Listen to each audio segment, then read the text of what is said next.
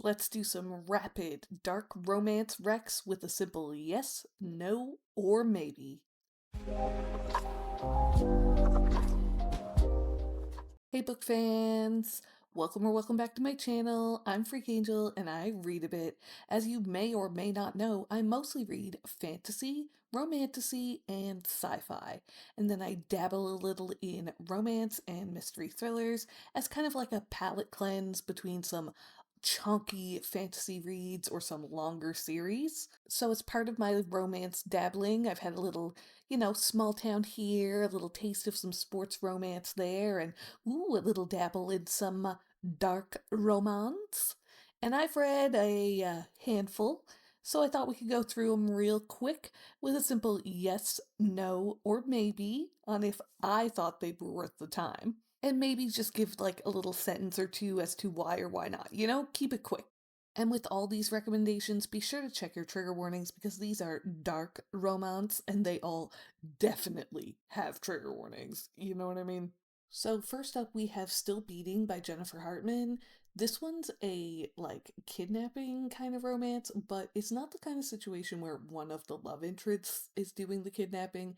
They get kidnapped together and their situation is entirely messed up.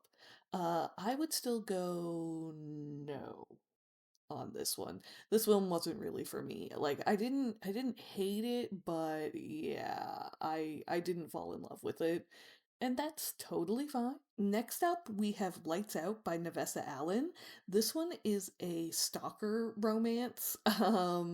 This one I'm gonna give a maybe, just a little maybe. This one, see, I had more fun making fun of this book than I actually had reading it, which would make you think that it would be a no. However, I'm probably gonna read the second one when it comes out later this year. I think it comes out soon, or maybe it's already out. I don't know, but I'm probably gonna still end up reading the next one, so like that's gotta be a maybe, you know what I mean? Okay, so next up we have the Never After series by Emily McIntire. For the entire series, I would say yes. Yes. Yes.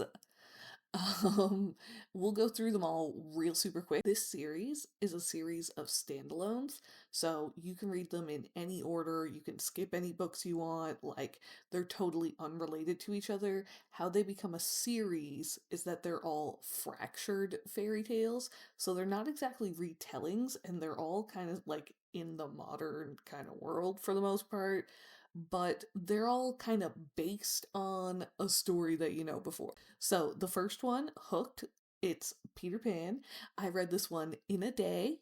So, yes, I could not put my Kindle down. The next one, Scarred, it's The Lion King. This one's my favorite in the series. So, obviously, yes, yes, yes. All the little nods to The Lion King. I loved it. Then the third one, I believe it's Wretched. This one's The Wizard of Oz. For me, this one I'd probably go no, but it's personal preference. It's not that there was anything actually wrong with the book, but there's a scene in this one where you have a spicy scene with a firearm involved, and I'm just like, excuse me, sir, you work in law enforcement. I understand you're undercover, but ain't no way that that went down. You know what I mean? Then we go to Twisted. That's the fourth one, and this one is Aladdin. Well, actually, it's Jafar because in all of these, they're the kind of fractured fairy tale where it's like the villain gets the girl. You know what I mean? Twisted, I would say, I'd say yeah. I was a little, I don't want to say disappointed, but I expected to love this one a bit more than I ended up loving it. But I'd still go yes. Like, it was totally good. It was totally fine. Then we had Crossed. This one, I believe, was The Hunchback of Notre Dame. There are some kind of like religious undertones. Again, with all of these, check your trigger warnings. But I'd probably go maybe on this one, but like I enjoyed it. So, maybe yeah, maybe. And then the final one was Hexed. This one was The Little Mermaid, and Yeah, maybe. Yeah. I mean, let's go yes, because like I said, the whole series overall, I'd go yes. I enjoyed it on the whole, overall, it was a good time. But that last one, there's some interesting relationship dynamics that got a little tired before we got to the end. It was still a good time, and it's a completed series, and it was all on Kindle Unlimited when I read it, and probably still is. So, it's there for you to enjoy if you are so inclined. Okay, next up is probably my most controversial opinion on this list, and that's Manacled by SenLinYu. No. For me, no. This was a total miss. And I know people generally absolutely love it, and it was a fanfic. It's Dramini fanfic, it is what it is. I was curious, it was blowing up, I wanted to know, and I know now it's like taken down off AO3 because it's being traditionally published, like being rewritten as not a fanfic so that it's publishable. And that's cool. I'm super happy for the author. I'm super happy for the fans who are getting more of what they love. But for me, no. No, no, no, no, no. This book was way too long. I liked the past timeline, I will say that, and I hated the present timeline. And it was so long that it should have been 2 books. And it had 3 freaking epilogues, so every time I thought I was at the end, there was still more.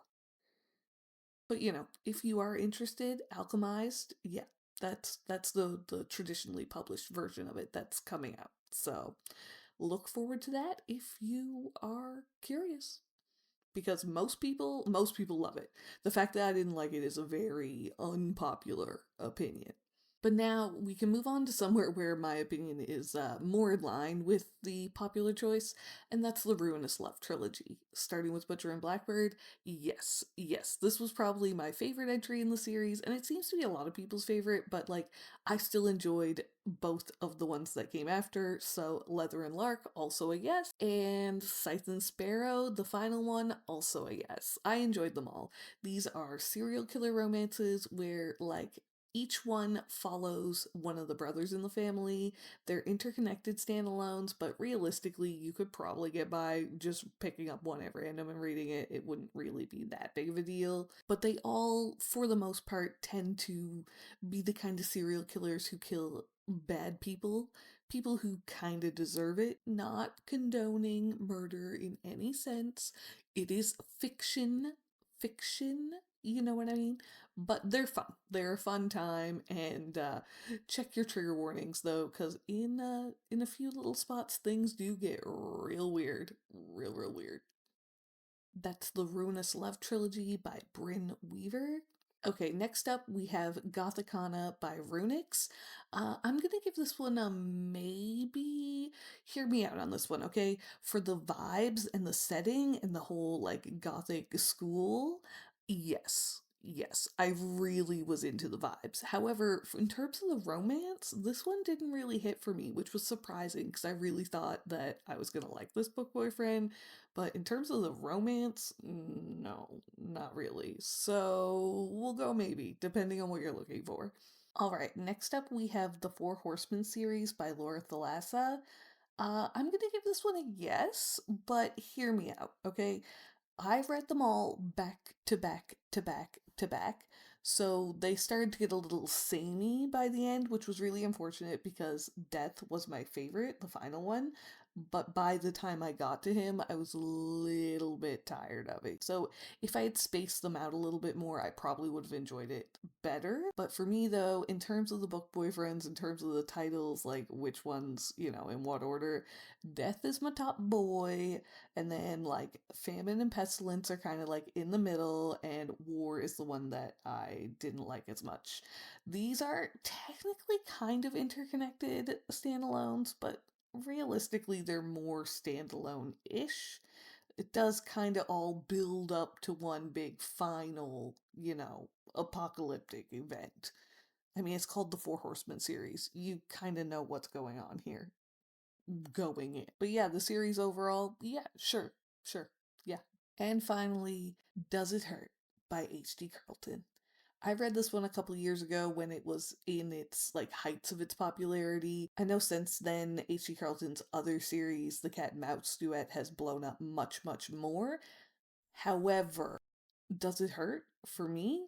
No, no, no, not at all. I didn't like the couple. I didn't like the girl. I didn't like the guy, Enzo. I was not invested in their relationship. I didn't want them to end up together because I didn't like either one of them.